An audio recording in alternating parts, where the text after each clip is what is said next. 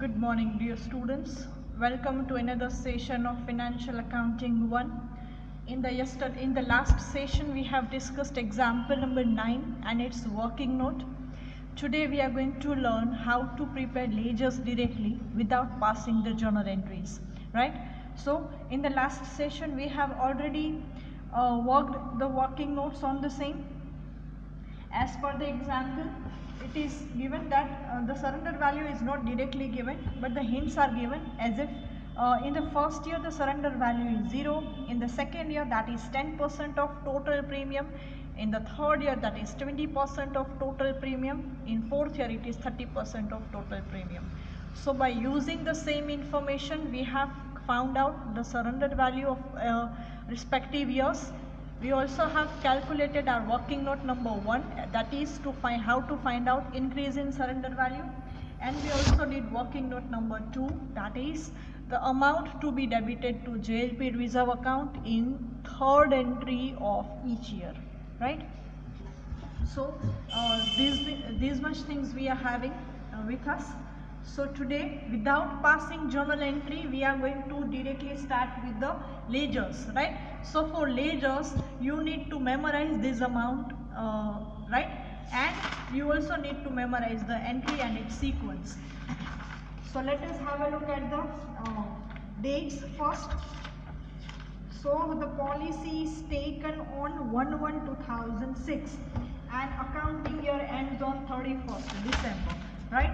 So I have prepared the formats of ledgers. On left hand side I have joint life policy account, and on right hand side I have joint life policy reserve account. Okay, so starting with joint life policy account, the very first entry when the premium is paid, entry will be joint life policy account debit to bank account. Amount of premium is 24,000 and date will be 1/1/2006, right? So likewise you can memorize first entry joint life policy account debit to bank account. પહેલા entry લખી લેવાની, પછી amount લખવાની ને પછી date લખવાની.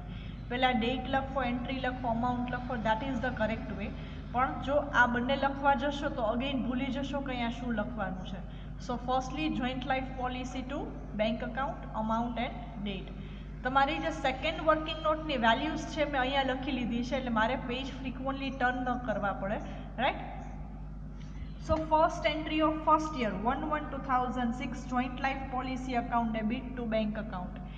આમાં અત્યારે આપણે શું કરીએ છીએ, એન્ટ્રીઝ લખ્યા વગર ડાયરેક્ટ પોસ્ટિંગ કરીએ છીએ. આમ નોંધ લખ્યા વગર તમે અહીંયા ડાયરેક્ટ ખતવણી કરો છો જોઈન્ટ લાઈફ પોલિસી અકાઉન્ટમાં અને જોઈન્ટ લાઈફ પોલિસી રિઝર્વ અકાઉન્ટમાં. તો આ ટેકનિક શીખવા માટેની એક સિમ્પલ ટ્રીક આપી દઉં. એન્ટ્રી મનમાં યાદ કરતું જવાનું અને પોસ્ટિંગ કરતું જવાનું, રાઈટ? એન્ટ્રીઝ લખવાની જરૂર નથી. કઈ અમાઉન્ટ આવે તમારી પાસે વર્કિંગ નોટ નંબર 2માં છે જ, રાઈટ? તો અહીંયા એક જ ટેકનિક છે આ એક્ઝામ્પલ સોલ્વ કરવાની કે એન્ટ્રી મનમાં બોલતું જવાનું, યાદ કરતું જવાનું અને પોસ્ટિંગ કરતી જવાની, right? So first entry. Second entry આવે જ્યારે યર એન્ડ થાય ત્યારે.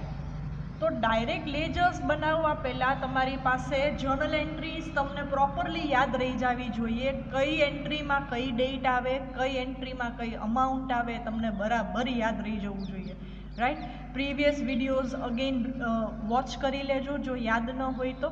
ઓકે, એમાં બધું એક્સપ્લેન મેં કરેલું જ છે પ્રોપરલી. સો એ જોઈ લેજો ઓર સાંભળી લેજો. અને નોટ્સ બધાએ બનાવવાની છે. જે જે એક્ઝામ્પલ રોજે રોજ અહીંયા થાય છે બધા તમારે તમારી બુકમાં લખવાના છે. So joint life policy account debit to bank account, first entry. Second entry PNL account debit to JLP reserve. તો પીએનએલમાં જેએલપી રિઝર્વ જાય ડેબિટ સાઈડ, તો જેએલપી રિઝર્વમાં પીએનએલ ક્યાં જાય? Credit side. તો કે બાય પીએનએલ અકાઉન્ટ. અમાઉન્ટ કેટલી આવે? તો કે જેટલું પ્રીમિયમ પે કરો એટલી જ અમાઉન્ટ આવે, 24,000. અને આ એન્ટ્રીમાં ડેટ કઈ આવે? Year ending date, that is 31st December 2006. તો બીજી એન્ટ્રી પાસ થઈ ગઈ. ત્રીજી entry joint life policy reserve account debit to joint life policy account. Amount કઈ આવશે? તમારી સેકન્ડ વર્કિંગ નોટમાંથી. તો જો ફર્સ્ટ યરની અમાઉન્ટ શું છે? 24,000. So that is 24,000. આની ડેટ પણ કઈ આવશે? યર એન્ડિંગ ડેટ આવશે, right? So joint life policy reserve account debit to joint life policy account. આની બીજી એન્ટ્રી જશે જોઈન્ટ લાઈફ પોલિસી અકાઉન્ટમાં credit side 31st December 2006 by joint life policy reserve account 24,000. તો first યરની 3 entry આપણે અહીંયા પૂરી કરી, right? તો ફર્સ્ટ યર પૂરું થાય તો ટોટલ કરી નાખીએ. ડેબિટ અને ક્રેડિટનો ટોટલ બંને સરખો છે 24,000. ઇટ મીન્સ ક્લોઝિંગ બેલેન્સ નીલ છે, ક્લોઝિંગ બેલેન્સ 0 છે, એટલે કે ફર્સ્ટ યરની સરેન્ડર વેલ્યુ છે એ 0 છે.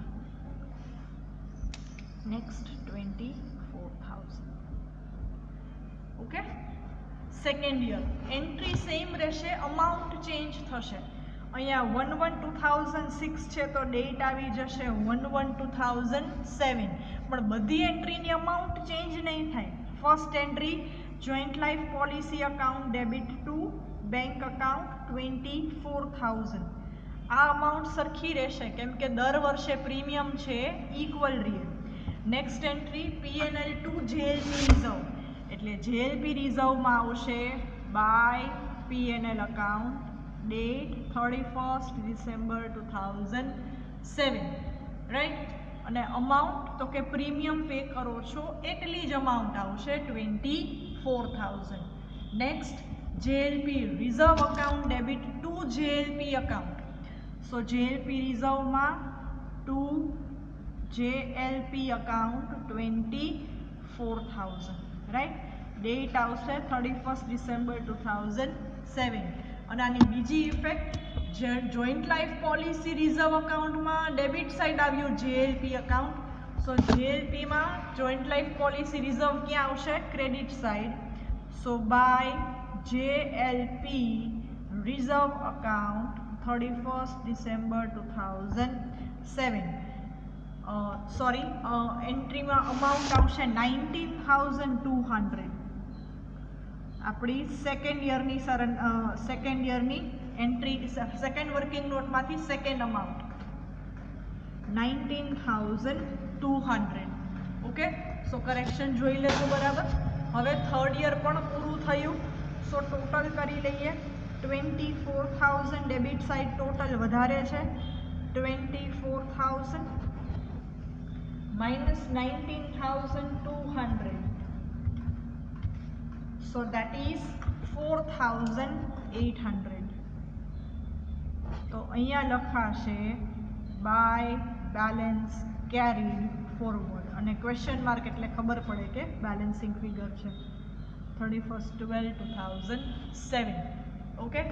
સો આ ક્લોઝિંગ બેલેન્સ એવી જ રીતે joint life policy reserve close થશે 4,800 ટુ બેલેન્સ carried forward, અને question mark date 31st December 2007. 24,000 and 24,000. The closing balance of previous year will become opening balance of next year. Date શું છે? 31st December 2007. તો અહીંયા થશે 1/1/2008 by balance brought down, right? 4,800. આવી જ રીતે JLP અકાઉન્ટમાં લાસ્ટ યરની ક્લોઝિંગ બેલેન્સ, કરંટ યરની opening balance. So to balance brought down 4,800 on 1/1/2008. અત્યાર સુધી શું થયું? 2 યર્સની એન્ટ્રી પૂરી થઈ. હવે third યરની entry. So again 1/1/2008 joint life policy account debit to bank account. Okay. So amount 24,000. Done. પછી PNL account debit to JLP reserve. Entry મનમાં યાદ કરતું જવાનું અને પોસ્ટિંગ કરતી જવાની. So by P&L account 24,000 જેટલું પ્રીમિયમ પે કરો એટલું જ રિઝર્વમાં ટ્રાન્સફર થાય. ડેટ આવશે year ending date 31st December 2008. અને next joint life policy reserve account debit to joint life policy account. Third entry છે તો અમાઉન્ટ આવશે સેકન્ડ વર્કિંગ નોટમાંથી 14,400 ઓન 31st December 2008. અને આની બીજી એન્ટ્રી આવશે જોઈન્ટ લાઈફ પોલિસી અકાઉન્ટમાં credit side by joint life policy reserve account 14,400. Okay, 31st December 2008. Done. હવે અગેન યર એન્ડ થાય છે તો ક્લોઝ કરીએ લેજર્સ. તો અહીંયા આવશે 28,800 ટોટલ. 28,800 માઇનસ 14,400 એટલે બેલેન્સ પણ એટલી જ રહેશે 14,400 by balance carried forward 31st 12/2008. એવી જ રીતે અહીંયા 28,800 અને બેલેન્સ આવશે to balance carried forward 14,400 31st December 2008. Right. Next 2009ની વાત કરીએ. સો 1/1/2009 closing balance of previous year will become opening balance of current year. So to balance brought down એ ભૂલવાનું નહીં, બાકી ટોટલ ટેલી નહીં થાય, અમાઉન્ટ કરેક્ટ નહીં આવે. એવી જ રીતે અહીંયા લઈ લઈએ જોઈન્ટ લાઈફ પોલિસી રિઝર્વ અકાઉન્ટમાં 1/1/2009 by balance brought down 14,400. right. So again 2009 માં પ્રીમિયમ પે થશે. So entry 1/1/2009 JLP account debit to bank account. Entry amount 24,000. દર વર્ષે પ્રીમિયમ સરખું રહેશે. Next entry P&L account debit to JLP reserve account. સો JLP reserve accountમાં credit side by P&L account 24,000 31st December 2009. okay. next JLP reserve account debit to JLP account એટલે કે joint life policy account. amount will be 9,600 from your working note number 2. એમાં 2009 ની amount. so 31st December 2009. આની second effect જશે JLP અકાઉન્ટમાં credit side by JLP reserve account 9,600 31st December 2009. ચલો 2009ની પણ 3 એન્ટ્રીનું posting થઈ ગયું, પ્રીમિયમ પે થઈ ગયું, રિઝર્વ ક્રિએટ થઈ ગયું અને થર્ડ એન્ટ્રી સરેન્ડર વેલ્યુ એ મેન્ટેન કરવાની એ પણ થઈ ગઈ. તો હવે ટોટલ કરીએ. સો 24,000 plus 14,400 that is 38,400 38,400 minus 9,600 so that is 28,800 is your closing balance. so by balance carried forward 28,800. okay. likewise for joint life policy reserve account 28,800 to balance carried forward on 31st December 2009. 38,400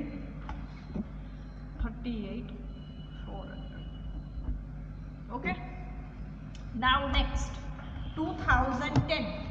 So closing balance of 2009 will become opening balance of 2010. So here again on 1/1/2010 to balance brought down 28,800.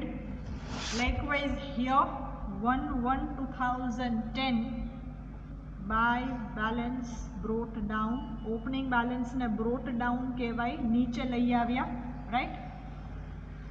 Okay, અને carried forward એટલે કે આગળ લઈ ગયા, balance આગળ લઈ ગયા. Closing balance ને carried forward કહેવાય અને ઓપનિંગ બેલેન્સ ને brought down કહેવાય. સો નાઉ 2010. સો પાર્ટનરની ડેથ થાય છે 1st February 2010, but before that પ્રીમિયમની એન્ટ્રી આવશે, right? So joint life policy account માં 1/1/2010 joint life policy account debit to bank account 24,000, right? Next entry. હવે જો P&L account વાળી નહીં આવે, because હવે 1st February ના જ પાર્ટનરની ડેથ થઈ જાય છે, રાઈટ? સો પાર્ટનરની જેવી ડેથ થાય એટલે જોઈન્ટ લાઈફ પોલિસીની અમાઉન્ટ મળી જવાની છે. સો જોઈન્ટ લાઈફ પોલિસી રિઝર્વનું અકાઉન્ટનું કામ પૂરું થાય છે, તો હવે આ બેલેન્સ ક્લોઝ કરીને જવા દેવાની જોઈન્ટ લાઈફ પોલિસી અકાઉન્ટમાં. સો ડેટ લખવાની 1st February 2010 અને આ બેલેન્સ ક્યાં જશે? JLP અકાઉન્ટમાં 28,800, જે તમારી લાસ્ટ યરની સરેન્ડર વેલ્યુ થશે. So joint life policy reserve account close થઈ ગયું અને આ ટ્રાન્સફર થશે જોઈન્ટ લાઈફ પોલિસી અકાઉન્ટમાં. સો જોઈન્ટ લાઈફ પોલિસી અકાઉન્ટમાં મારે ક્રેડિટ સાઇડ લખવું પડે 1st February 2010 by JLP reserve account 28,800. Okay, તો અહીંયા JLP રિઝર્વ ક્લોઝ થઈ ગયું. હવે એ પેજનું આપણે કંઈ જ કામ નથી, આપણે અહીંયા જ કામ કરવાનું છે. તો હવે પોલિસી અમાઉન્ટ રિસીવ થાય છે, તો પોલિસી હતી 3 lakhsની, રિસીવ કરીએ છીએ 3,20,000. ઓકે, સો એન્ટ્રી આવશે bank account debit to joint life policy. So joint life પોલિસીમાં આવશે by bank account. Amount will be 3,20,000, બરાબર? 3,20,000 મળે છે અને ડેટ આવશે 1st February 2010. તો હવે તમારે ક્રેડિટ માઇનસ ડેબિટ કરવાનું છે, right? So total of credit is 3,20,000 plus 28,800. So that is 3,48,800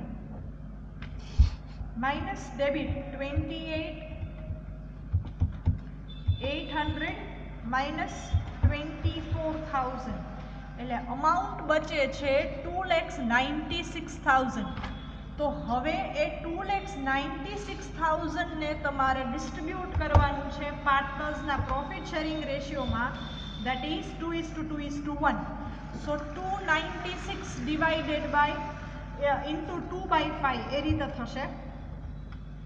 So amount મળશે 1,18,400, 1,18,400 and 59,200. Repeat કરું. Total of credit 3,20,000 plus 28,800. So total is 3,48,800 minus 28,800 minus 24,000. So amount will be 2,96,000. So this will be distributed among partners as per their P&L ratio, that is 2:2:1. So 296 into 2/5 એટલે 118,400. 296 into 2/5 એટલે 118,400 and 2,96,000 into 1/5, so that is 59,200. Okay, So this is the distribution or amount to be given to respective partners, all XYZ, right? So here we can write 1st February 2010. જે દિવસે amount મળતું હોય ત્યારનું લખવાનું, sorry. So this entry will be, here the date will be 28 February. તો અહીંયા 28 કરી નાખજો. Likewise અહીંયા પણ 28 કરવું પડશે. જે દિવસે રિસીવ થાય ત્યારની એ ડેટ આવે. So to X's capital, to Y's capital, to ઝેડ્સ કેપિટલ એમ આવશે. To Y's capital account, to ઝેડ્સ કેપિટલ અકાઉન્ટ, રાઈટ. તો તમારું ફાઇનલી આ લેજર છે એ ક્લોઝ થઈ ગયું. ઓલરાઈટ. સો આ તમારું joint life policy account and joint life policy reserve account. આજે આપણે શું જોયું કે તમે ડાયરેક્ટ લેજર્સ કેમ પ્રિપેર કરી શકો એ આપણે જોયું, બરાબર. સો આ આપણું joint life policy account, you can have a look at it. See okay. અને લેક્ચર એન્ડ થશે ત્યારે હું તમને કેમેરાનું ફોકસ ચેન્જ કરીને બી બતાવી દઈશ, so that you can take the screenshot if you wish and you can write down the same in your book. And this is your joint life policy reserve account starting from 2006, 7, 8, 9 and 10. આ વખતે 4 વર્ષ છે એટલે આ રીતે કરવું પડશે posting. બાકી 3 years જ હોય તો થોડું નાનું થઈ જશે તમારું ledger, right. So here we have completed our method number 3 કે જેમાં આપણે બધામાં એન્ટ્રીઝ અને લેજર્સ બી કરેલા. અને આજે એક એક્ઝામ્પલ મેં તમને એવો કરાવેલો કે જેમાં તમે ખાલી લેજર્સ, ડાયરેક્ટ લેજર્સ તમે કેવી રીતે પ્રિપેર કરી શકો, રાઈટ.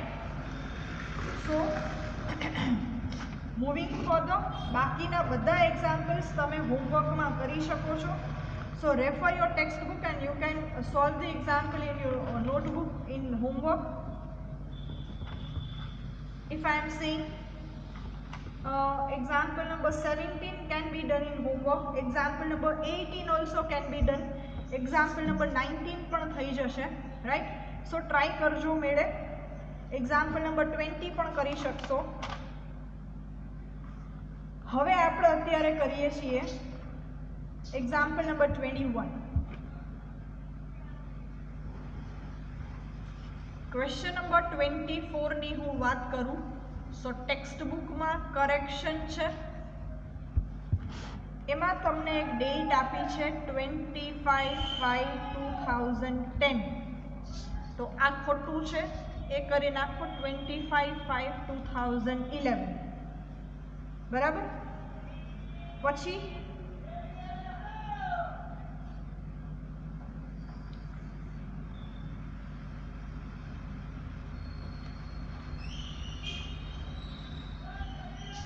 પોલિસી પરચેઝ ડેટ નથી આપેલી, તો એ લઈ લેજો 10th March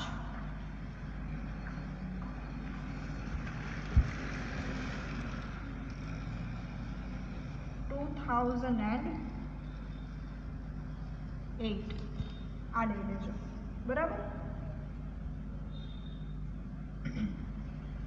સો આ કરેક્શન છે 24th એક્ઝામ્પલમાં. જે ડેટ આપી છે, ડેથની ડેટ આપી છે પાર્ટનરની, એ આ ડેથની ડેટ આ છે. 2010ની જગ્યાએ 2011 લેવાની છે. અને પોલિસી પરચેઝ ડેટ નથી આપેલી, તો આ તમારી પોલિસી પરચેઝ ડેટ થશે, રાઈટ. તો આ પણ હોમવર્કમાં કરી નાખજો. એક્ઝામ્પલ નંબર 24 અત્યારે આપણે સોલ્વ કરીએ છીએ. Okay, example number latest examination 2 પણ તમે હોમવર્કમાં કરી શકો. Amar, Akbar and Anthony on page number 251. તો આ એક એક્ઝામ્પલ અને આ બીજું એક્ઝામ્પલ, આ બંને તમારે હોમવર્કમાં કરવાના છે, right. So now in the next session we will be solving our last example of this chapter, that is latest examination 3 on page number 252. તમારી ટેક્સ્ટ બુકનો લાસ્ટ એક્ઝામ્પલ, રાઈટ? તો એ સોલ્વ કરીએ છીએ. તો અહીંયા આપણે મેથડ નંબર 3 પૂરી કરી. તો method number 4 નું શું કરવાનું છે? મેથડ નંબર 4 છે ને એ એક્ઝામ્સમાં પૂછાતી નથી, રાઈટ? તો મેથડ નંબર 4 માટે તમે જસ્ટ ઇલાસ્ટ્રેશન રેફર કરી શકો. મેં તમને એક્સપ્લેન કરી દીધું છે આપણી પીપીટીમાંથી, રાઈટ? સો એન્ટ્રીનું ફોર્મેટ રેફર કરજો ફ્રોમ પેજ નંબર 223. પછી ઇલાસ્ટ્રેશન નંબર 5 રેફર કરજો from page number same 223 and 224. તો એમાં ફેર શું પડે છે? આ મેથડમાં ચેન્જ શું છે? First entry as it is read, JLP account debit to bank. આપણી થર્ડ મેથડની એન્ટ્રી યાદ કરો બધી. આ ફર્સ્ટ એન્ટ્રી થઈ. સેકન્ડ એન્ટ્રી શું હતી? PNL account debit to JLP reserve account. અને ત્રીજી એન્ટ્રી હતી JLP reserve account to JLP account. આ આપણી ત્રણ મેથડની થર્ડ મેથડની 3 એન્ટ્રી હતી, રાઈટ? પણ સેકન્ડ મેથડમાં ફોર્થ મેથડમાં તમારે શું કરવાનું છે? જેએલપી રિઝર્વ અકાઉન્ટ મેન્ટેન નથી કરવાનું, રાઈટ? તો શું થાય? જ્યાં જ્યાં જેએલપી રિઝર્વ લખેલું હોય એ નીકળી જાય એવું કહી શકાય. તો અહીંયાથી આ જેએલપી રિઝર્વ કાઢી નાખો, અહીંયાથી આ જેએલપી રિઝર્વ કાઢી નાખો. તો શું એન્ટ્રી થઈ ગઈ? PNL account debit to JLP account. બસ આટલો જ ડિફરન્સ છે method number 3 and method number 4માં, રાઈટ? સો જે મેથડ 3માં એવરી યર 3 એન્ટ્રીઝ હતી, મેથડ 4માં એવરી યર 2 એન્ટ્રીઝ હશે. Alright? So this is your method number 4. Refer illustration number 5 and the entry format from your textbook. Okay? So from next lecture onwards, એટલે કે from tomorrow, we are going to start with our method number 5, કે જે combined method છે. Method number 1 હતી when joint life policy, when the premium is treated as revenue expense. Method number 2 હતી when premium is treated as capital expense. Method number 3, maintaining the joint life policy account at its surrender value with the help of JLP reserve account. Method number 4 જે મેં હમણાં explain કરી, surrender વેલ્યુથી જ maintain કરવાની છે, પણ PNL અકાઉન્ટમાંથી જશે directly without preparing JLP reserve account. અને ફિફ્થ મેથડ છે એ કમ્બાઇન્ડ મેથડ છે. As far as our exams are concerned, method number 3 and method number 5 most important. આ બેમાંથી જ એક્ઝામ્પલ આવે છે. ઓકે? એટલે મેથડ નંબર 3 અને મેથડ નંબર 5 ઇમ્પોર્ટન્ટ છે. એટલા માટે જ આપણે મેથડ નંબર 3ના મેક્સિમમ એક્ઝામ્પલ્સ કરેલા છે. ઓલરાઈટ? સો ખાલી એક્ઝામમાં ખાલી જો મેથડ નંબર 3 પૂછાય છે તો આપણે બધી મેથડ્સ કેમ કરી? તો કે આપણી આ જે ફિફ્થ મેથડ છે ને એનું નામ છે કમ્બાઇન્ડ મેથડ, કે જેમાં તમારે મેથડ 1 એન્ડ મેથડ 2 એ બંનેની એન્ટ્રીઝ તમારે પાસ કરવી પડશે along with method number 3, right? તો મેથડ નંબર 5નો એક્ઝામ્પલ જો એક્ઝામમાં આવી જાય તો તમને એ આવડવો જોઈએ કે જેમાં કોમ્બિનેશન છે મેથડ 1, મેથડ 2 અને મેથડ 3નું, રાઈટ? સો આવતીકાલે આપણે જે કરીએ છીએ એ મેથડ નંબર 5નો એક્ઝામ્પલ રહેશે. તમારી ટેક્સ્ટ બુકનું last page, Sapna, Kalpana and Arpana. તો હવે આઈડેન્ટિફાઈ કેમ કરવાનું, ખબર કેમ પડે કે આપણો આ મેથડ નંબર 5નો એક્ઝામ્પલ છે? તો એના માટે ટેક્સ્ટ બુક પેજ નંબર 252 જોવો, last page of our text book.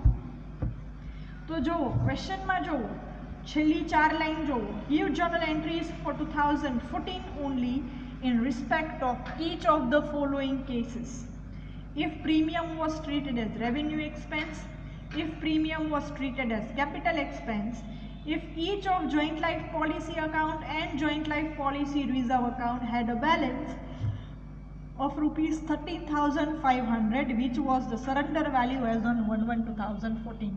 તો 3 કેસીસ આપ્યા છે કે જો આમ હોય તો શું કરવાનું, જો આમ હોય તો શું કરવાનું. પણ એન્ટ્રી કેટલા વર્ષોની પાસ કરવાની છે? 1 જ વર્ષની એન્ટ્રી પાસ કરવાની છે. સમજાણું? એટલે એ આપણા માટે થોડું ઇઝી પડશે. સેકન્ડ થિંગ, જ્યારે પોલિસી અમાઉન્ટ રિસીવ કરો છો એ એન્ટ્રી તો બધી મેથડમાં સરખી રહેશે. Bank account, debit to joint life policy account, right?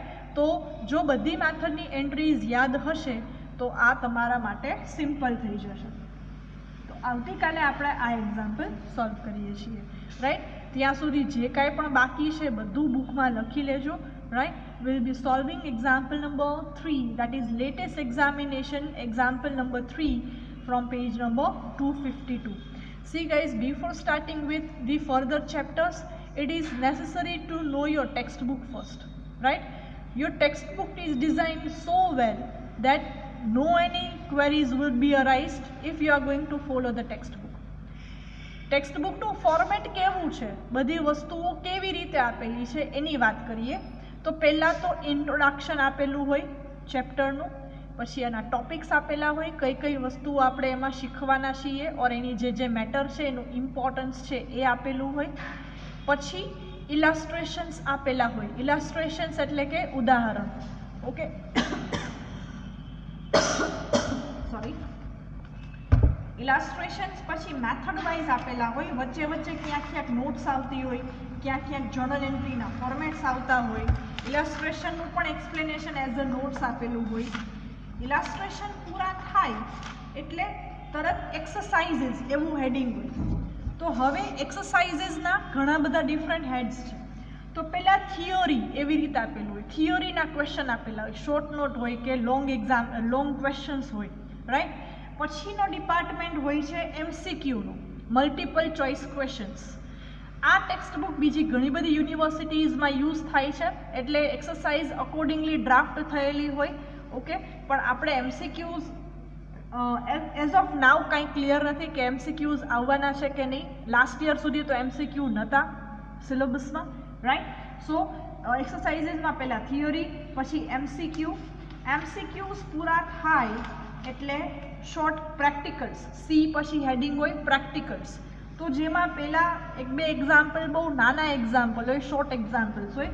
તો પ્રેક્ટિકલ એટલે કે આપણા મેઇન એક્ઝામ્પલ્સ, કેલ્ક્યુલેશન્સ આપણે જે દરેક ચેપ્ટરમાં કરીએ છીએ એની વાત કરું છું.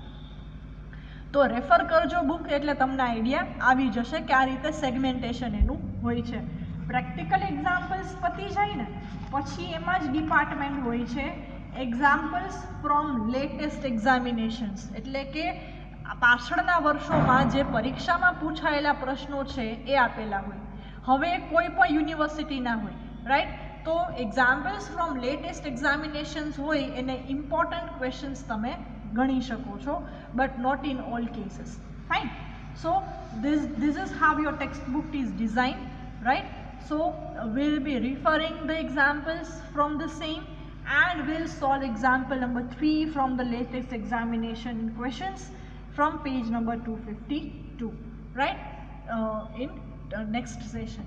Till then, just write this down in your notebook, alright? And refer the previous videos and previous examples for your revision portion. Thank you all.